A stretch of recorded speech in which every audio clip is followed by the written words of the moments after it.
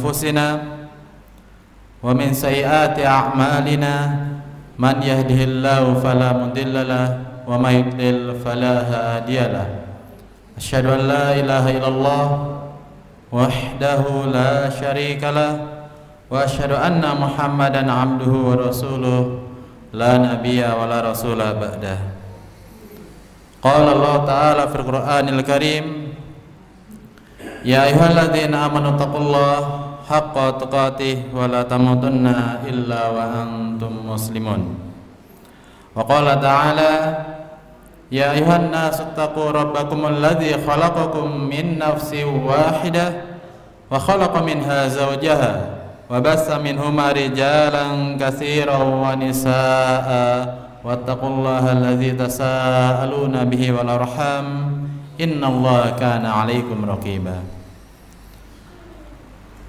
فإن أصدق الحديث كتاب الله وخير الهدي هدي محمد صلى الله عليه وسلم وشر الأمور محدثاتها فإن كل محدثة بدعة وكل بدعة ضلالة أما بعد. Para jemaah sekalian, bapak-bapak, ibu-ibu yang kami hormati, rahimani wa rahimakumullah. Alhamdulillah, pada malam yang cerah ini setelah hujan alhamdulillah Allah masih memberikan kita banyak kenikmatan para jemaah sekalian. Banyak kesempatan terbukti pada detik ini kula lan panjenengan sami kita semua bisa sholat berjamaah, sholat isya, kemudian masya Allah tadi dilanjutkan apa? Setelah zikir, sholat sunnah, tilawah, masya Allah. Dan bahkan tilawah niku para jemaah sekalian, apa kata Rasulullah? Setiap huruf niku dihitung pinten Pak Bu? 10 kebaikan. Nah, masya Allah, wow, dari surat Al-Lail sampai terakhir sampai ayat 21 sudah berapa huruf nih? Tinggal ngeping Pak Bu. Tinggal dikali 10 kebaikan, masya Allah.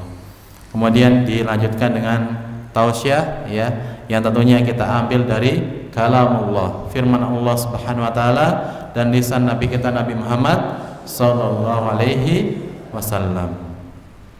Kemudian para jemaah sekalian, semoga setelah kita mendapatkan tausiah ini, mendapatkan nasihat ini, kita saling menasihati. Bukan berarti kami yang paling besar atau paling banyak ilmunya, buatan para jemaah sekalian. Tapi semoga ilmu ini memperingatkan kepada kami pribadi khususnya dan pada umumnya untuk para jemaah sekalian, untuk kita terus menerus saling menasihati, saling menegur para jemaah sekalian.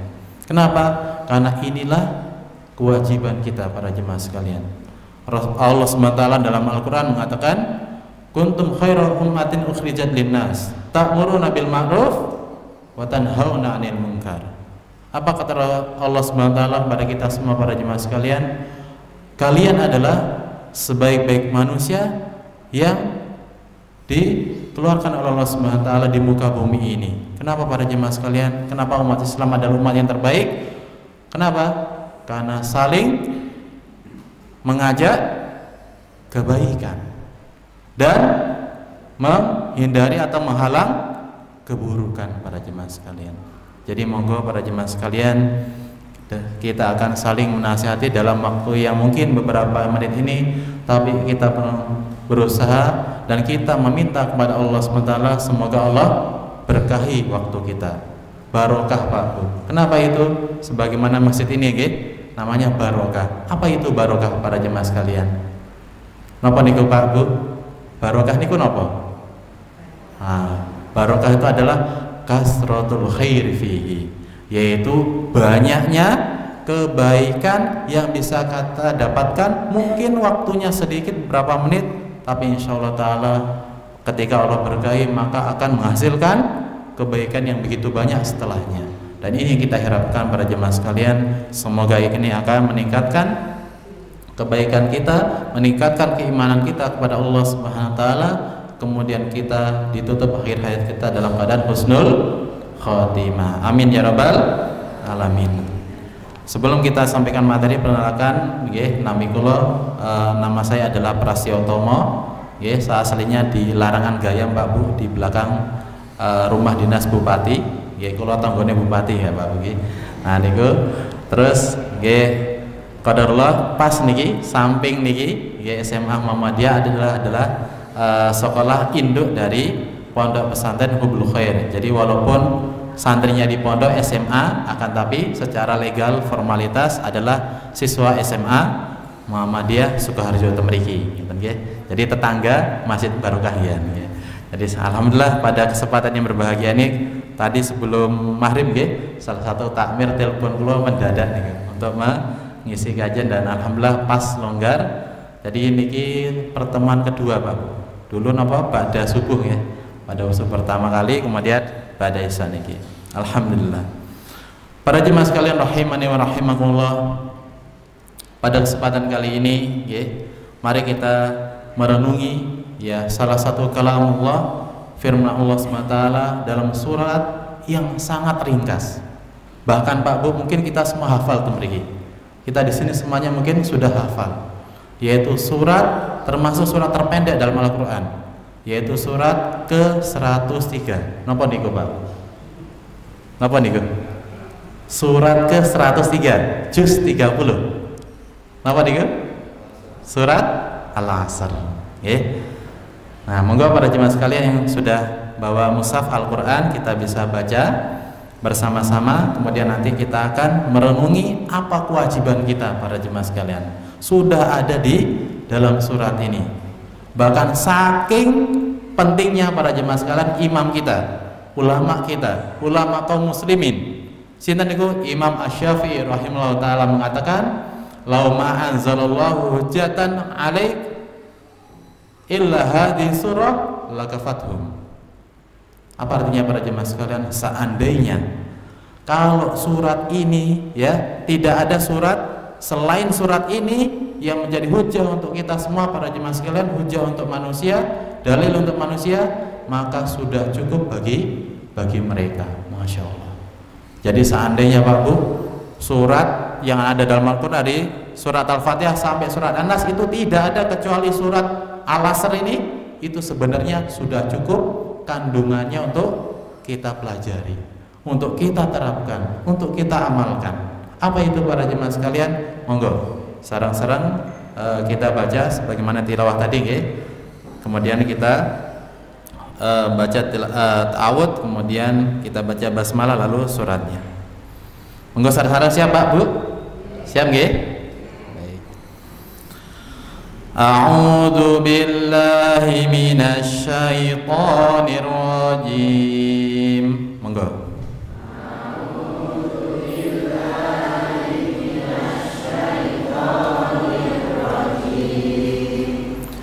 Bismillahirrahmanirrahim.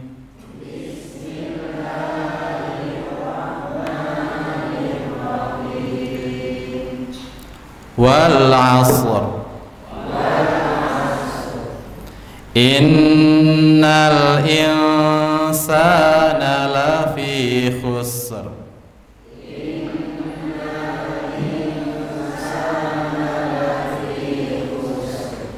Jadi perhatikan Pak Bu, ini ada nun tasydid, maka ada hukum apa? Hukum tajwid gunnah, nggih.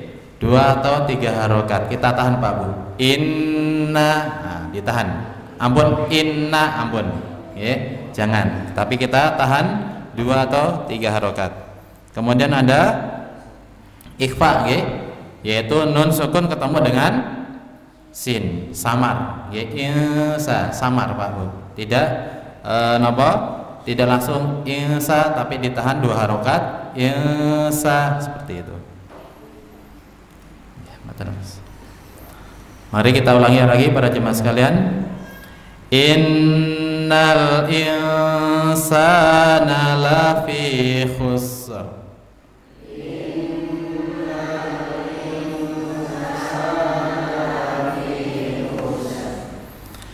Illalladzina amanu wa 'amilus solihati wa tawasaw bil haqqi wa tawasaw bis sabr. Monggo.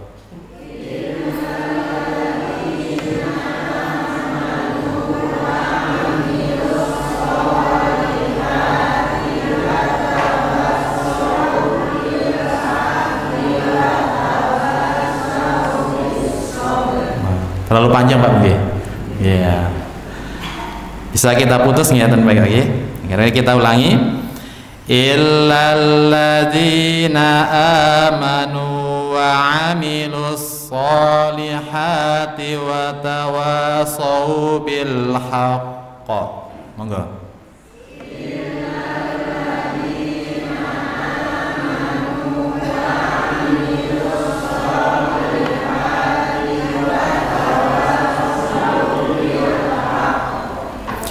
Wa tawasau bil haqqi wa tawasau bis sabr.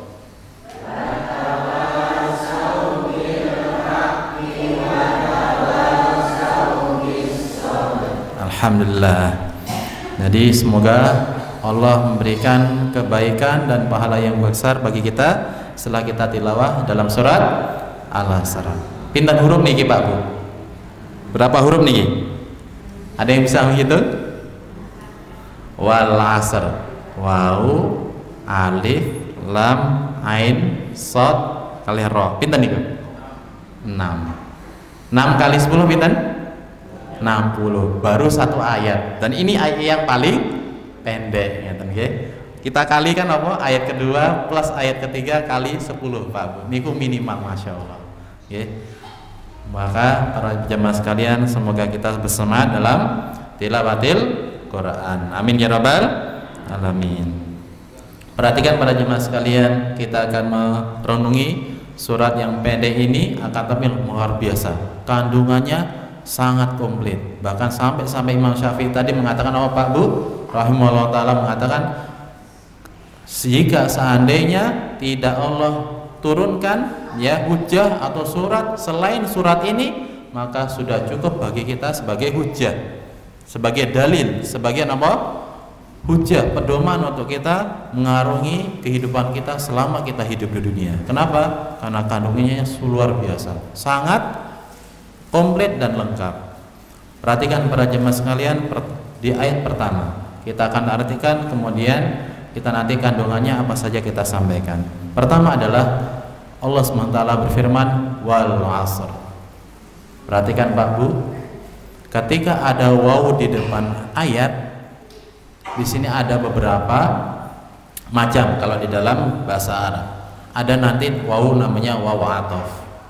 Ada waw atof itu adalah dan, kata penghubung kalau dalam bahasa Indonesia. Tapi yang di sini bukan waw atof. Ya, ada beberapa waw dalam bahasa Arab, ada waw ma'iyah, waw atof, tapi yang di sini adalah waw, wa di sini adalah waw qasam, yaitu sumpah. Ya, wal asr. Jadi Allah Subhanahu wa taala bersumpah atas nama waktu. Jadi al-asr dalam bahasa Arab adalah waktu atau masa. Dan perhatikan para jemaah sekalian, ketika Allah bersumpah atas makhluknya, niki boleh atau tidak? Boleh atau tidak Pak Bu? Boleh. Kenapa? Karena Allah Subhanahu wa taala punya hak prerogatif. Jadi hanya Allah saja yang boleh bersumpah atas nama makhluknya. Berbeda dengan makhluk. Kalau Allah Al-Khaliq, Maha menciptakan kita semua, alam semesta. Tapi kalau kita Al-Makhluk, kita adalah makhluknya Allah, kita ciptaannya Allah, maka kalau kita bersumpah harus atas nama Allah saja. Ini pelajaran penting Pak Bu. Jadi dalam ayat pertama saja, oh subhanallah, Allah masya Allah ya, Allah memberikan pelajaran kepada kita bahwasanya ketika Allah bersumpah, maka itu boleh atas nama apapun. Nama makhluknya boleh. Akan tapi kalau kita makhluk, kalau kita bersumpah, misalkan saya bersumpah atas nama Allah SWT, saya bersumpah atas nama Ar-Rahim, yaitu Maha Pengasih, yaitu Allah SWT, boleh. Tidak boleh kepada apa? Yang lain Pak Bu. Ada sebagian entah itu TV, media massa, saya sumpah sambal geledek, buatan, tidak boleh Pak Bu. Bahkan ada yang lebih frontal lagi nih Pak Bu. Saya sumpah demi apapun, nggak boleh Pak. Demi apapun tuh ya demi Allah, ya demi ini, demi itu, nggak boleh. Jadi ketika kita bersumpah, maka harus atas nama Allah Subhanahu wa ta'ala. Akan tapi Allah SWT boleh bersumpah atas nama makhluknya, boleh para jemaah sekalian. Ini pelajaran pertama dalam ayat yang pertama, wal asr. Dan di sini para jemaah sekalian, demi waktu. Ini menunjukkan apa? Pelajaran keduanya adalah ketika Allah bersumpah atas nama makhluknya, maka makhluk tersebut punya keutamaan. Punya apa? Keutamaan. Dan di sini Allah SWT luar biasa Pak Bu. Bersumpah atas nama demi waktu. Pak Bu, coba kita renungkan bersama. Seandainya kita orang yang paling kaya di muka bumi ini, presidennya kita atau rajanya atau ratunya kita, monggo, bisakah kita beli 1 detik atau 1 menit yang telah lewat? Tidak bisa. Ya, tidak bisa para jemaah sekalian. Sekaya apapun, ketika waktu sudah lewat, tidak bisa kita beli. Waktu nih Pak, sangat mahal sekali. Sampai-sampai nopo, seandainya kita punya harta segunung Uhud atau segunung itu emas semua, tidak bakal bisa membeli yang namanya waktu. Kalau sudah lewat, sudah lewat. Kalau usia kita sudah puluhan tahun, kita tidak bisa menjadi nopo beberapa tahun menjadi muda, tidak bisa para jemaah sekalian, karena sudah waktunya lewat. Kita tidak bisa membeli waktu tersebut karena waktu sangat mahal. Artinya apa para jemaah sekalian? Berarti jangan kita sia-siakan waktu kita, karena waktu kita sangat berharga. Jangan sampai diisi dengan hal yang tidak bermanfaat.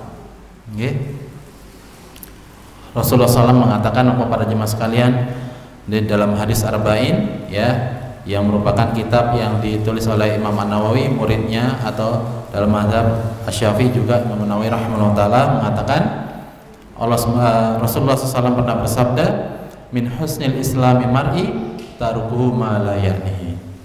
Di antara kebaikan, ya, keislaman dan keimanan seseorang apa para jemaah sekalian? Dia meninggalkan hal-hal yang tidak bermanfaat bagi dirinya.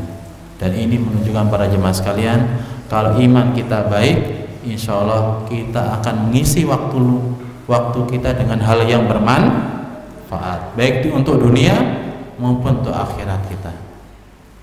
Ini penting para jemaah sekalian, ya. Jadi ketika nopo Pak Bu, kita jalan ke masjid, daripada nopo bengong, kita isi zikir, astagfirullah, subhanallah, alhamdulillah, Allahu akbar.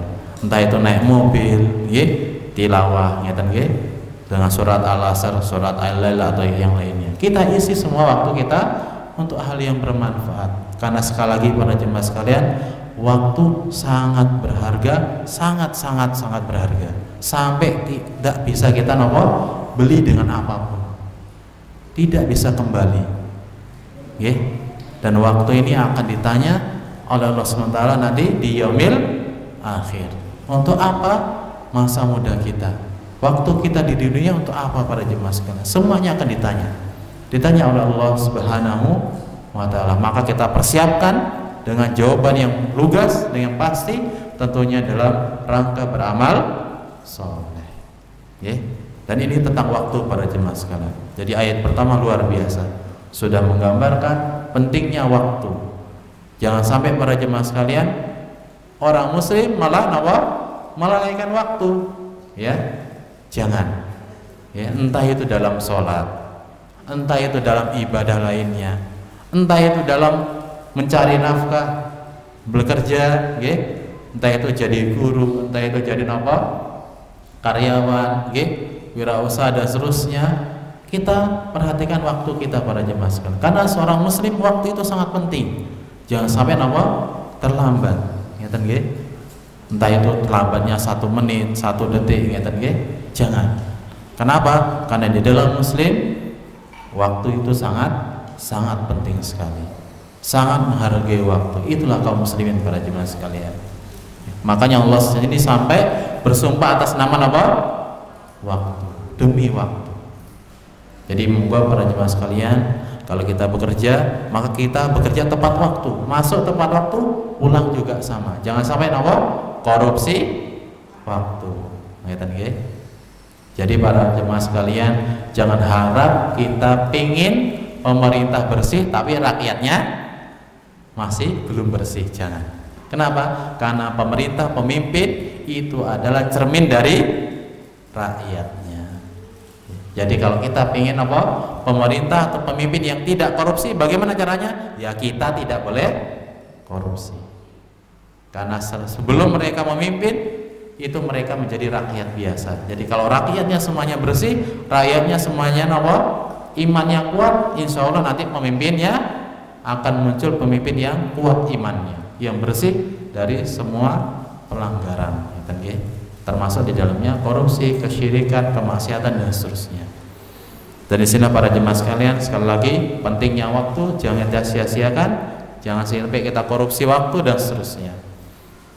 Kemudian yang kedua para jemaah sekalian, bayangkan Allah SWT sampai bersumpah atas nama waktu.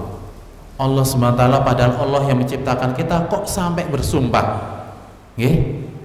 Berarti hal yang akan disampaikan sangat-sangat penting.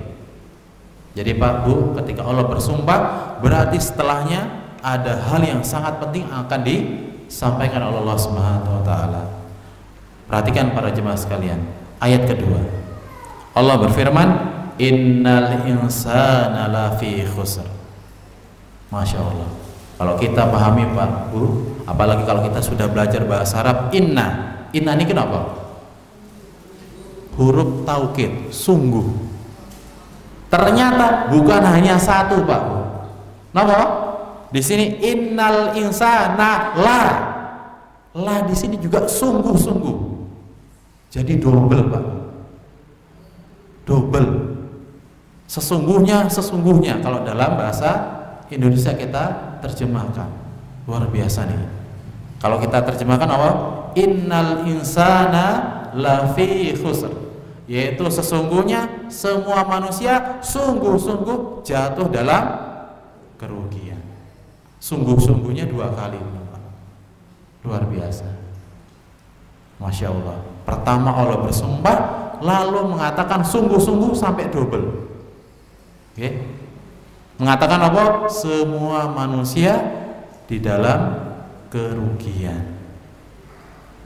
Dan jangan heran Pak Mas, kok banyak sekali orang yang melakukan ini, orang yang melakukan itu. Ya karena ini, karena Allah mengatakan semua manusia dalam kerugian. Tapi ada kabar gembira setelahnya Pak. Napa niku? Illal ladzina aman, kecuali orang-orang yang beriman. Pak Bu, mungkin nggak kalau orang itu beriman tapi dia tidak punya ilmu? Tidak mungkin. Contoh Pak Bu, Sukoharjo ini kabupaten yang ada di provinsi Jawa Tengah apa Jawa Barat? Loh, kok bisa tahu Jawa Tengah? Karena kita sudah punya ilmunya. Maka kita percaya dan yakin bahwasanya kalau kita ditanya di soal atau di kuis Sukoharjo itu di mana? Di Jawa Tengah, provinsi Jawa Tengah. Salah satu kabupaten di provinsi Jawa Tengah. Kenapa kita bisa tahu ilmunya? Ya karena kita tahu mungkin geografi, entah itu kita lihat peta, Google Map dan seterusnya, sehingga kita tahu ilmunya, lalu kita imani, kita yakin dan percaya, Sukoharjo itu ada di provinsi Jawa Tengah. Dan sama ini para jemaah sekalian, ketika kita beriman kepada Allah SWT, kita beriman kepada para malaikatnya, kita beriman kepada kitab-kitabnya, kita beriman kepada Rasul utusannya Allah SWT, kita percaya pada hari kiamat, kita percaya kepada takdir yang baik dan buruk. Dari mana para jemaah sekalian? Dari ilmu yang kita dapatkan. Dan ketahuilah para jemaah sekalian bahwa Bapak Ibu, ilmu niku napa? Yaitu idraku syai' wa huwa alaihi idrakan jaziman. Yaitu ilmu adalah mengetahui sesuatu sesuai dengan hakikatnya dengan pengetahuan jaziman, 100% benar. Itulah ilmu, tidak ada keraguan sedikit pun. bukan zon, bukan prasangka, bukan syak, bukan keraguan para jemaah sekalian, tapi ilmu, yakin 100% benar. Kenapa? Karena dia mengetahui benar-benar dalam keadaan 100% hakikatnya. Inilah orang yang berilmu para jemaah sekalian. Ketika ilmu kita bertambah, contohnya kita mengilmui Allah Subhanahu wa taala, tambah ilmu kita tentang Allah, otomatis iman kita kepada Allah tambah naik. Pasti nih kepada jemaah sekalian. Begitu pula, Mas, bagaimana supaya kita iman kita naik? Ya sering datang majelis ilmu, sering pengajian, supaya ilmu agama kita otomatis iman kita juga bertambah. Pasti nih ya. Dan ini jangan sampai lepas. Bahkan Rasulullah mengatakan apa Pak Bu?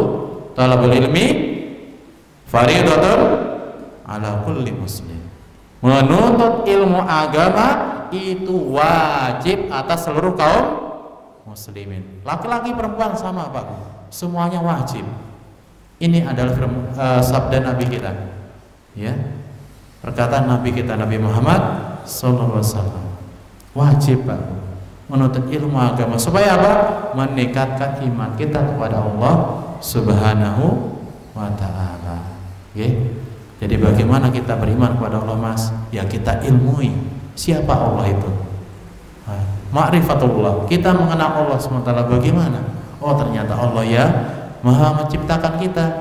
Maka kalau kita tahu Allah lah menciptakan kita, berarti kita hanya boleh menyembah kepada Allah SWT. Tidak boleh menyembah kepada selain Allah. Ini contohnya para jemaah sekalian. Sehingga iman kita kepada Allah iman yang benar, ya, iman yang benar. Karena sebagian para jemaah sekalian ketika kita lihat miris Pak, entah itu media massa, koran, TV, katanya iman kepada Allah, tapi masih melakukan kesyirikan. Kenapa? Karena mereka tidak tahu. Kebanyakan Pak Bu, karena mereka tidak tahu ilmunya. Mungkin di tempat mereka tidak ada majelis pengajian seperti ini.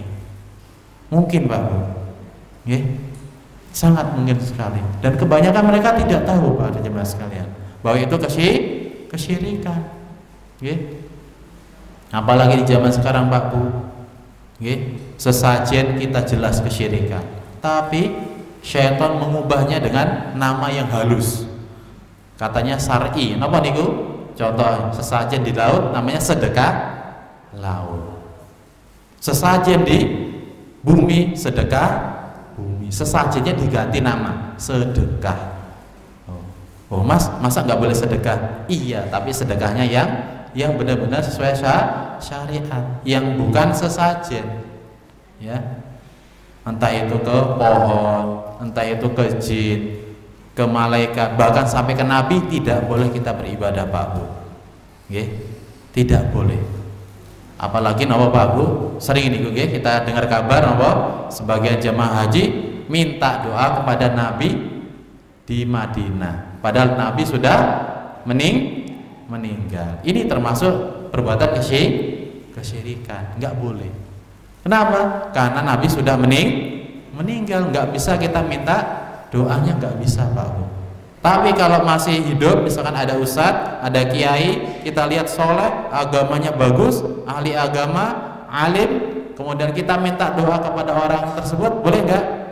Boleh, karena orangnya masih hidup, sehingga dia bisa berdoa kepada Allah, meminta ampun dengan dosa-dosa kita, bisa. Tapi kalau sudah meninggal, ya tidak bisa. Malah orang yang meninggal itu butuh doa dari kita, supaya yang meninggal diampuni dosanya, ya, diberikan rahmat Allah SWT. Seperti itu Pak.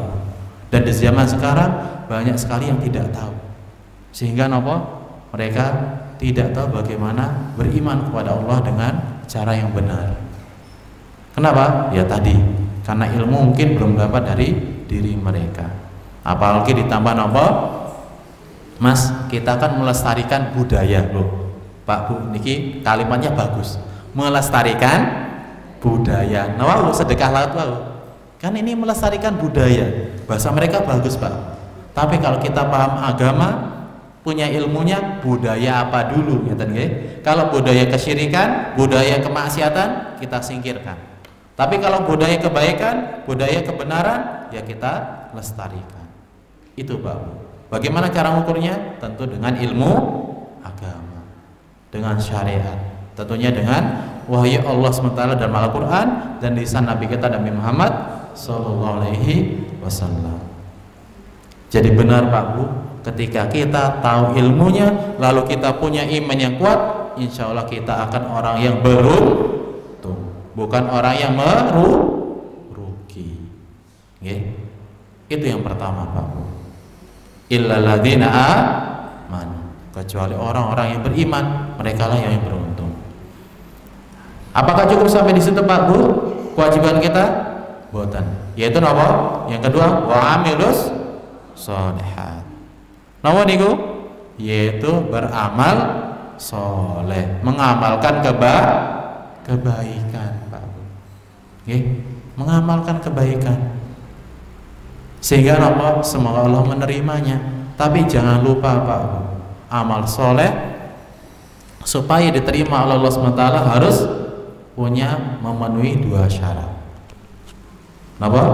Dua syarat. Napa niku? Yang pertama harus ikhlas. Kemudian yang kedua adalah harus sesuai dengan tuntunan syariat yang sudah dicontohkan oleh Nabi kita Nabi Muhammad Sallallahu Alaihi Wasallam. Jadi kalau niat kita ikhlas, contoh Pak Bu, sholat kita. Kalau kita sudah niat ikhlas karena Allah SWT untuk sholat, kemudian tata cara sholat kita sesuai dengan tuntunan Nabi, insya Allah sholat kita diterima oleh Allah SWT. Kenapa? Karena Rasulullah pernah mengatakan, Pak Bu, sallu kama ra'aitumuni usolli. Sholatlah kalian sebagaimana engkau melihat aku sholat, yaitu sholatnya Nabi. Rasulullah pernah mengatakan seperti itu, Pak Bu. Jadi apa? Kalau kita ingin sholat kita diterima oleh Allah SWT, pertama harus ikhlas karena Allah SWT, bukan karena paksaan, bukan karena apa? Pengen dipuji, bukan. Pengen dapat hadiah, bukan. Tapi kita ikhlas lillahi ta'ala dengan mengharap pahala di sisi Allah. Kita harapkan surga dari Allah. Apa-apa yang di sisi Allah itu yang kita harapkan, Pak Bu. Itu adalah ikhlas. Kemudian yang kedua, kita datang ke majelis ilmu, kita ilmui bagaimana Rasulullah sholat, kemudian kita terapkan, kita amalkan dalam sholat kita, insya Allah sholat kita diterima oleh Allah Subhanahu wa Ta'ala. Begitu pula dengan ibadah yang lainnya, Pak Bu. Puasa kita, zakat kita, bahkan haji kita, Pak Bu, harus ikhlas. Jangan sampai pengen dapat gelar atau haji buatan. Bahkan di luar negeri tidak ada, Pak Bu, hanya khusus Indonesia katanya, walau alam niku bener membuatan nih. Nah ternyata Pak Bu harus ikhlas, harus ikhlas, bukan untuk mencari gelar buatan. Kalau orang lain memberikan gelar silahkan, tapi kita tidak ingin hanya untuk mencari gelar niku, karena kita berusaha untuk ikhlas lillahi ta'ala. Bahkan Rasulullah mengatakan apa, Pak Bu? Khudhu anni manasikakum. Ambillah dariku tata cara manasik haji kalian. Masya Allah. Bahkan Rasulullah mengatakan apa? Kalau haji tata caranya ya seperti hajinya Rasulullah. Sehingga apa? Haji kita makbul atau mabrur. Diterima oleh Allah Subhanahu wa Ta'ala. Bukan hanya mabrur, bukan hanya terbang, tapi benar-benar diterima oleh Allah Subhanahu wa Ta'ala. Itu yang kita ingin para jemaah sekalian. Yaitu yang kedua, Pak Bu. Yang pertama kewajiban kita beriman, kemudian yang kedua apa? Beramal soleh. Dan ingat, Pak Bu, iman dan amal soleh inilah kekuatan kaum muslimin. Ilmu dan amal. Kenapa? Karena kaum yang lain, kaum kafir, entah itu Yahudi atau Nasrani, mereka tidak punya salah satunya. Contoh, Pak Bu, kaum Yahudi, di negara Israel sana, ya, yang mereka sampai membunuh ya kaum muslimin di Palestina atau di sekitarnya nih, okay. Kenapa mereka? Apa mereka nggak tahu Nabi Muhammad itu adalah nabi terakhir? Mereka tahu, Pak Bu. Mereka tahu, tapi tidak mau menerima, gengsi, sombong. Kenapa? Karena Nabi Muhammad SAW bukan dari keturunan mereka, bukan keturunan Bani Israel, sehingga mereka enggan untuk menerima Nabi Muhammad SAW, walaupun mereka tahu, punya ilmu tapi tidak mau mengamalkan. Itulah kaum Yahudi dan semisalnya. Jangan sampai kita meniru mereka. Kenapa? Karena mereka adalah orang yang dimurkai oleh Allah SWT. Mana dalilnya, Mas? Yaitu dalam surat Al-Fatihah. Kita minta doa kepada Allah, ihdinas siratal mustaqim, ya Allah tunjukilah kami jalan yang lurus. Napa niku? Siratal ladzina an'amta alaihim ghairil maghdubi alaihim waladdallin. Pahamkan para jemaah sekalian, kita minta doa, ya Allah berikanlah kami hidayah, jalan yang lurus, jalan yang Engkau berikan nikmat kepada mereka, yaitu para nabi, sahabat, kemudian tabi'ut tabi'in, kemudian orang-orang soleh yang mengikuti mereka. Kemudian sinten Pak Bu? Bukan orang yang Engkau murkai ya Allah. Sinten niku? Orang Yahudi. Waladdallin, dan bukan orang yang Engkau sesatkan ya Allah. Sinten niku Pak Bu? Nasrani. Kenapa? Kalau orang Nasrani kebalikan Pak Bu. Mereka tidak punya ilmu, asal ngamal. Cuma ngamal kok. Contoh Pak Bu, Nabi Isa yang kata mereka Yesus sampai nopo disembah, padahal di kitab Injil tidak ada satu ayat pun yang mengatakan sembahlah Yesus, sembahlah Nabi Isa, nggak ada Pak. Tapi kenapa? Karena mereka hanya pakai prasangka, kira-kira, atau kata pendeta mereka, sehingga mereka menyembah, mengkultuskan Nabi menjadi Tuhan, ya. Bahkan mereka mengatakan Trinitas, anak Tuhan, anak Bapak, Tuhan Bapa, Tuhan Anak, Tuhan Ibu, kata mereka. Ada tiga Pak, Trinitas kata mereka. Dan itu semua adalah prasangka mereka, entah itu dari pendeta mereka dan seterusnya. Padahal di Injil tidak ada satupun ayat mengatakan apa? Sembahlah Nabi Isa, nggak ada Pak.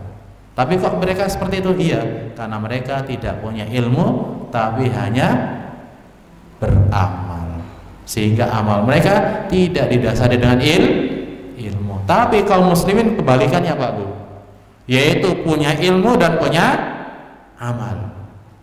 Nah ini kita harus terapkan di dalam diri kita Pak Bu.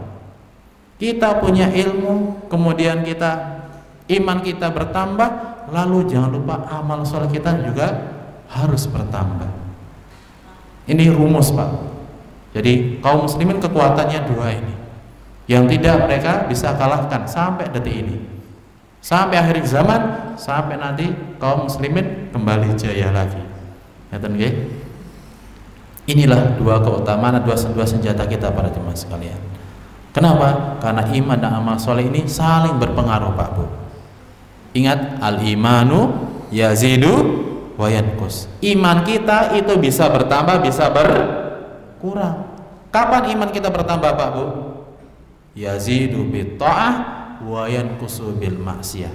Iman kita bertambah kalau kita mengamalkan ketaatan. Tapi ingat, jangan lupa iman kita bisa berkurang kalau kita mengamalkan kemaksiatan kepada Allah. Maka ingat para jemaah sekalian, kalau kita ingin iman kita bertambah, jangan lupa kita beramal soleh semaksimal kita mampu. Sebagaimana ya Allah firmankan dalam Al-Quran, fattaqullaha mastata'tum, maka bertakwalah kalian kepada Allah SWT mastata'tum, semaksimal yang kalian bisa. Itulah mastata'tum para jemaah sekalian, bukan semampunya, bukan sekadarnya, seliha-lihanya buatan, tapi maksudnya adalah semaksimal yang kita mampu. Contoh Pak Bu, kota infak ada di masjid, kantong ada merah, biru, kuning, pilih mana yang kita masukkan. Kalau merah, oh ada merah nih, kalau kita masukkan, insya Allah kita masuk dalam firman Allah ini, mastata'tum, kita bertahu kepada Allah dengan semaksimal yang kita mampu, karena kita mampu para jemaah sekalian. Contoh lagi sholat, kita sholat, kita mampu untuk sholat sunnah setelah sholat isya misalkan, ya sholat sunnah, jangan ditinggalkan. Itulah maksudnya dari fattaqullaha mastata'tum. Jadi para jemaah sekalian, kita beramal soleh, maka ingat amal soleh kita harus kita tingkatkan semaksimal mungkin. Pak Bu, dulu ketika Rasulullah SAW di Isra Mi'rajkan oleh Allah SWT di Sidratul Muntaha, di langit, di atas langit yang 7, niku pertama kali diperintahkan pinten Pak Bu sholat 50 waktu sholat. Padahal sekarang 5. Loh, kok bisa Mas? Nggih. Tapi sebelumnya Pak Bu, 50 waktu sholat, pertanyaannya, sebenarnya ketika Allah memerintahkan 50 waktu sholat itu, kita mampu atau tidak? Kalau Allah memerintahkan 50 waktu sholat, kemampuan kita nih, bisa atau betul Pak? Bisa. Kenapa? Karena Allah mengatakan la yukallifullahu nafsan illa wus'aha. Allah tidak akan memberatkan ya seorang melampaui batas kemampuan yang tidak mungkin Pak Bu. Jadi ketika Allah memerintahkan 50 waktu sholat, aslinya apa Pak Bu? Kita mampu untuk sholat 50 waktu.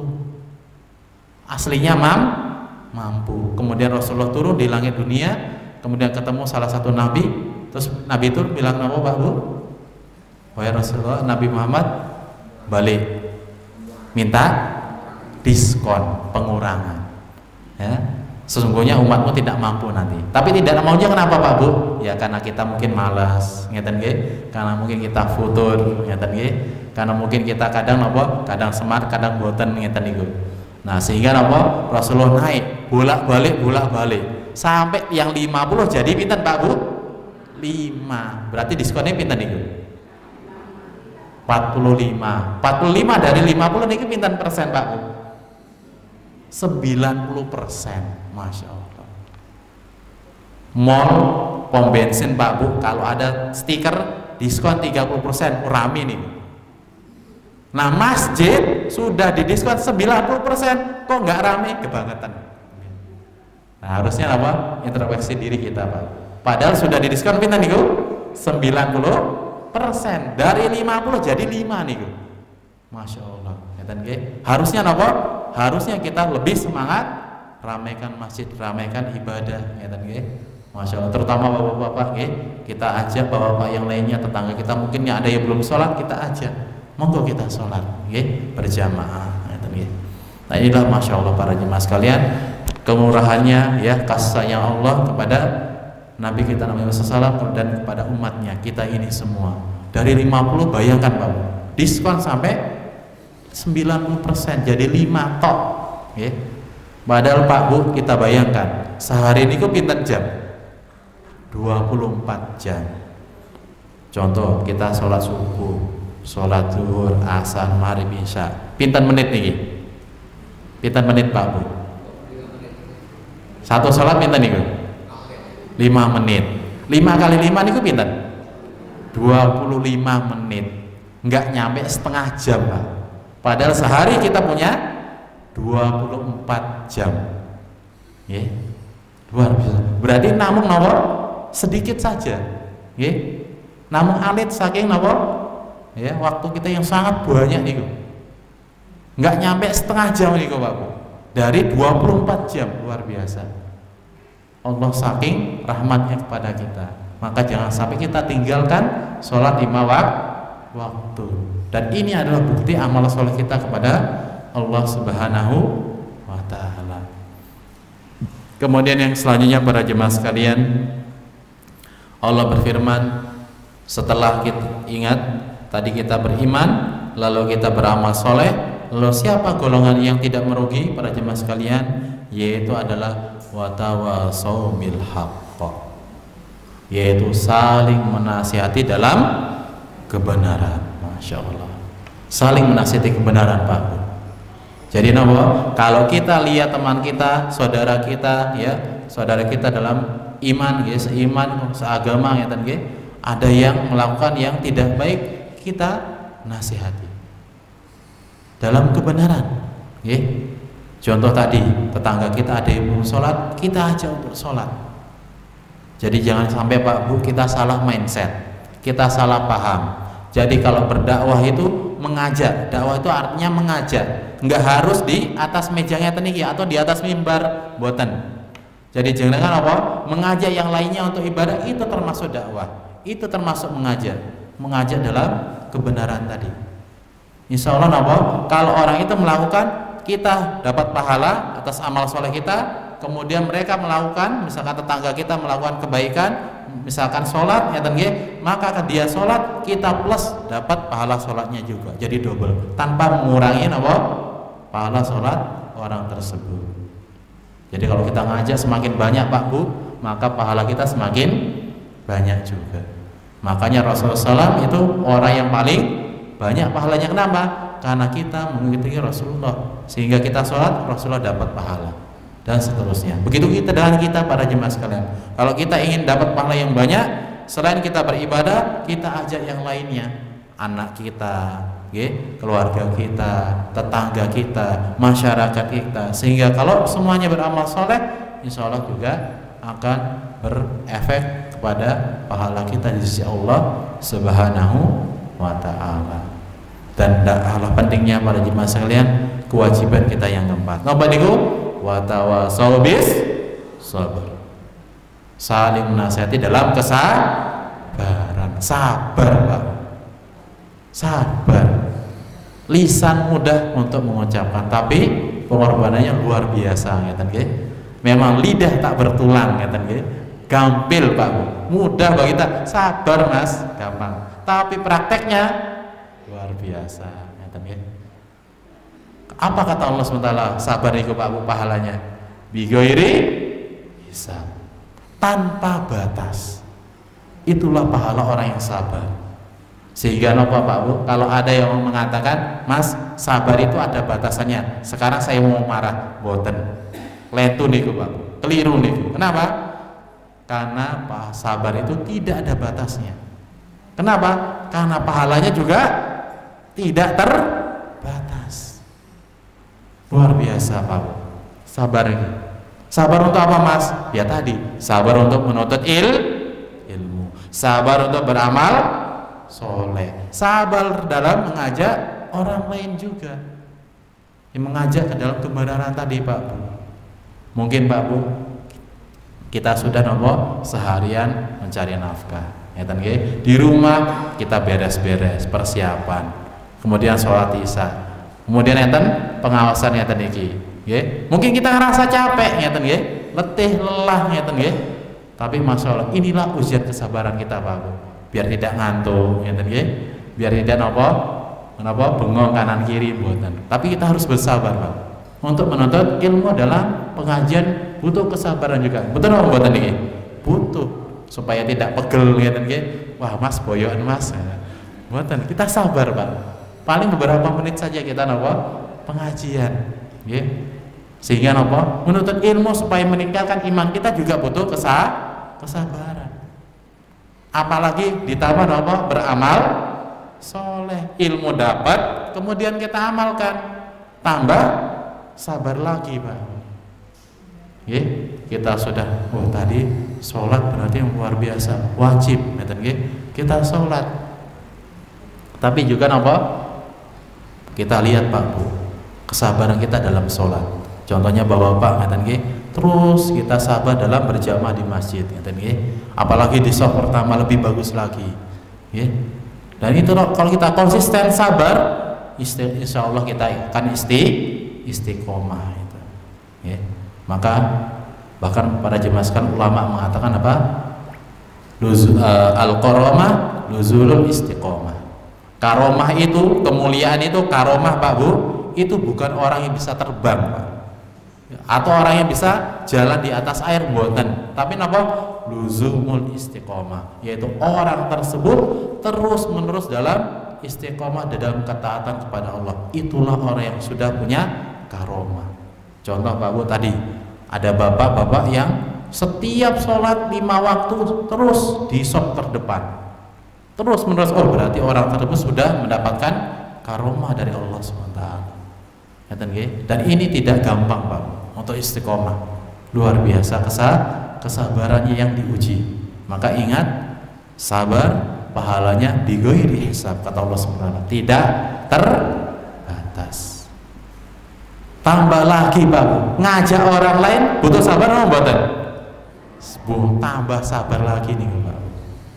Wah Mas, tadi ngajak kok malah melengos, nggih tapi kok mboten kepanggih, ayo sholat Mas, nggih tapi tesih temriku, ayo ini Mas pengawasan, nggih tapi mboten mangkat, nah niku nggih tapi mboten kepanggih, nah sabar Pak Bu. Terus kita aja, mungkin sekali 2 kali ya belum dapat hidayah, kita aja ketiga kali bisa jadi baru masuk hidayah taufik dari Allah SWT. Karena ingat Pak Bu, hidayah itu ada 2. Pertama adalah hidayatul irsyad wal bayan. Hidayah bentuknya penyampaian nasihat atau ilmu yang didapatkan. Contoh nih Pak Bu, kita datang pengajian, kita dapat ilmu, itu namanya hidayatul irsyad, hidayah irsyad atau penjelasan.